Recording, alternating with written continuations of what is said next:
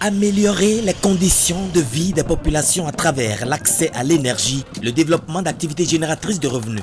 Après sa vulgarisation, ce pilier du programme d'action du gouvernement entre dans sa phase active à travers ce projet. Ce projet consiste à une extension de réseau électrique d'environ 200 mètres linéaires de réseau HTA.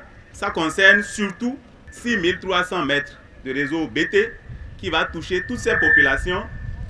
Et cet ouvrage pourra donner l'accès à l'énergie à environ 600 ménages à travers ces quartiers. En dehors de ça, nous aurons imposé environ 30 lampadaires.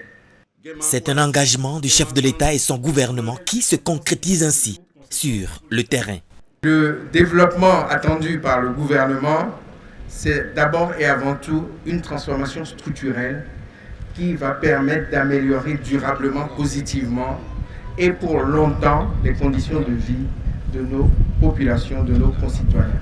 C'est à ça que le président de la République, le président Patrice Talon s'est engagé et c'est pour ça que nous sommes là aujourd'hui et c'est pour ça que nous serons là aussi demain pour donner plus d'ampleur à ce programme à travers la concrétisation de ces réalisations. Par ailleurs, la cité de Kobourou en plein chantier inspire son premier citoyen et le député de la 8e circonscription électorale. Nous pouvons déjà dire que le TGV, c'est-à-dire le talon à grande vitesse, est enfin lancé à Parakou. En 20 ans d'espérance de vie politique, je n'ai jamais vu un gouvernement aussi structuré, organisé. Un gouvernement qui réfléchit avant d'agir. Le président Patrice Talon est un bon médecin qui pose un diagnostic et qui a la solution des maux dont souffre le peuple béninois. Personne ne peut me contredire.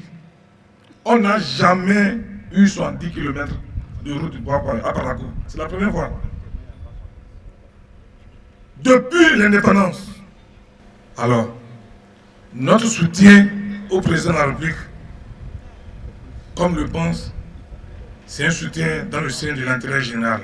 Les quartiers Guéma Centre, Guéma Ouest, Soinrou et Gbassagandou sont ainsi arrachés aux affres de l'insécurité et du banditisme sous toutes leurs formes. Dans quelques jours, vont démarrer, dans la cité de Kobourou, le projet d'asphaltage de 70 km, la construction de 2 grands marchés et un investissement de près de 15 milliards de francs CFA sur l'Okpara pour la fourniture de l'eau potable.